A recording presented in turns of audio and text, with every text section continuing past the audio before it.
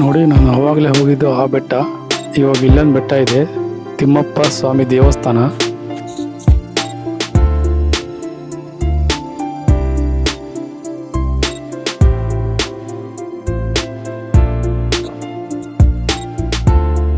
ಇದು ಸಿದ್ದೇಶ್ವರ ಬೆಟ್ಟ. ಇಲ್ಲಿ ಹೋಗಿದ್ದೆ, ಇದರ ಅಪೋಸಿಟಲ್ಲೇ ಇದು ಇದೆ. ಅದಕ್ಕೆ ಇದು ನೋಡೋಣ ಅಂತ ಇವಾಗ ಇಲ್ಲಿ ಬಂದಿದ್ದೀನಿ. ಯಾರು ಒಬ್ಬರೇ ಬರೋಕ್ಕೆ ಹೋಗ್ಬಿಡಿ, 2 ಅಥವಾ 3 ಜನ ಬನ್ನಿ, ಪರವಾಗಿಲ್ಲ.